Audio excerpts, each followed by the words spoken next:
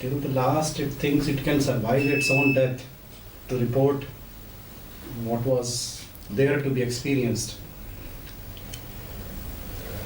So it keeps on till it automatically drops. Then it happens. Then otherwise it just continues to inquire, Yes.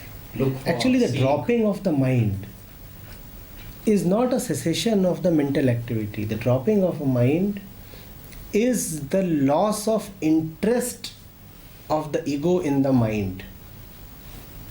The mind will keep on doing its stuff, but you lose interest in the mental stuff. You then let the mind free to do its own thing. That is the dropping of the mind. Too often the dropping of mind has been conflated with an image of a total standstill. No, the mind is not going to come to a standstill. Mind moves. You do not move with the mind then. You let the mind move. And when the mind is allowed that freedom, the mind feels nice. You too feel nice.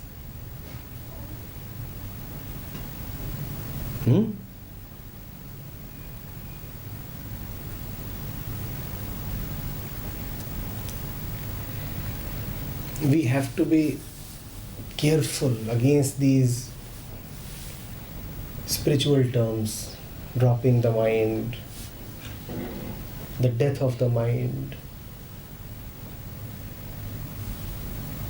going beyond the mind and such things. All of them are nothing but an interference in the natural functioning of the mind. And that only adds to the mental chaos. There is already movement in the mind, and what are you doing? You have entered with your own agenda to Labeling them. to stop it or to label it as good or bad, to promote one part of it, to suppress another part of it. What are you doing? Don't you see you are just adding to the disorder?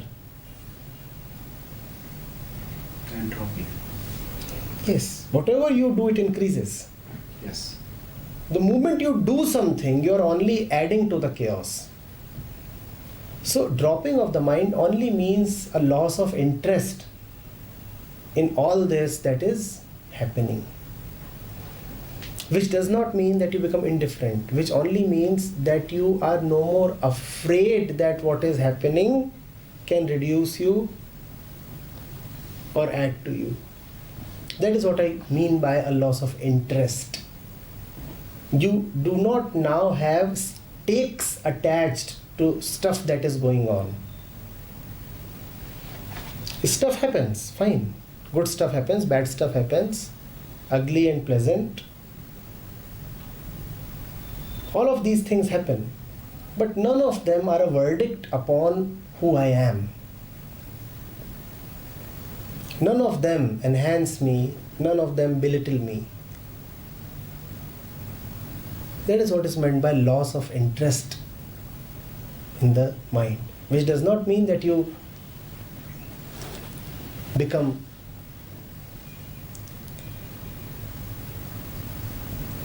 indifferent,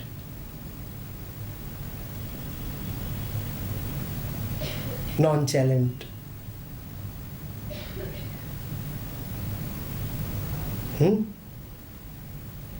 It does not mean that you move out of the arena. You are still in the arena. It is just that victory and defeat are now only a part of the game. They will not have an effect on your self-worth. That is what is meant by dropping the mind. Dropping the mind, I repeat, does not mean that you have stopped the game. The game continues. Dropping the mind does not mean that you have moved out of the arena, you are still in the arena. First of all, the game has been continuing. Secondly, not only has the game been continuing, you have also been participating. The only thing that is now not there is your existential fear and existential greed.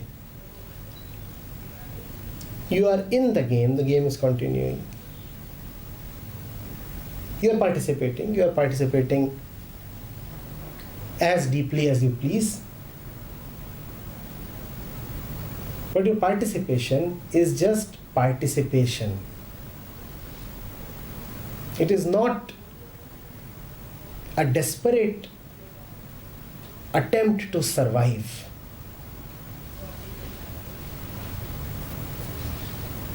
Your security and survival do not depend on any outcomes or results. Do you get this? This is what is meant by dropping of the mind.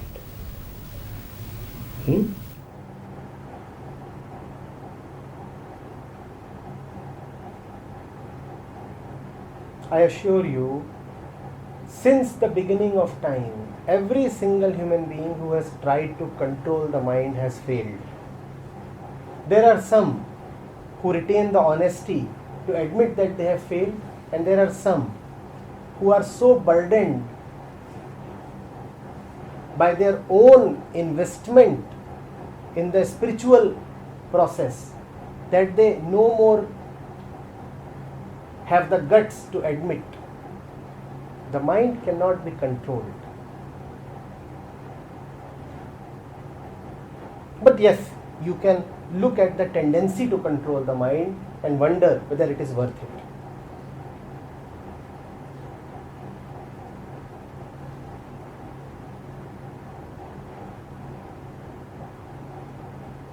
Once somebody came and asked, what can we do to control the mind? I said, can you control your tendency to control? Is this tendency yours? Had this urge to control the mind been yours, first of all you would have been able to control this urge. But you have an uncontrollable urge to control the mind. Don't you see what is happening? The more you pander to this urge, the more you are adding to the clamor.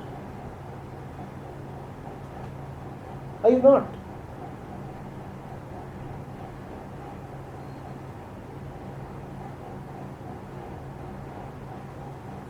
Let the mind be.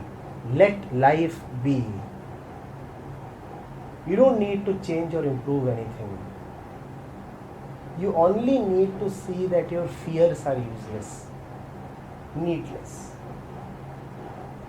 That all this desperation to control or enhance or drop is just coming from a feeling that there is something amiss. Right? When you feel lonely or little or cornered or sad, then you try these things, like controlling the mind, like dropping the mind,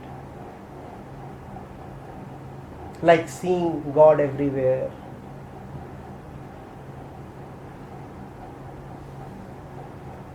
That's when you try these things, right? Instead of trying these holy tricks, why don't you just go to the roots of your basic discontentment? Why don't you go to that which keeps you agitated and unsettled?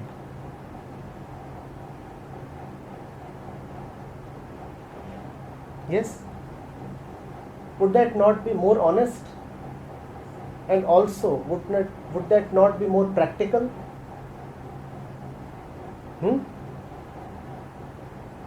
One cannot talk directly to his daughter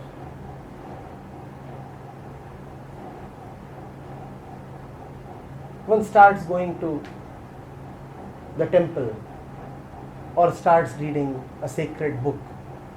Is that honest? I'm asking, is that honest? Yes?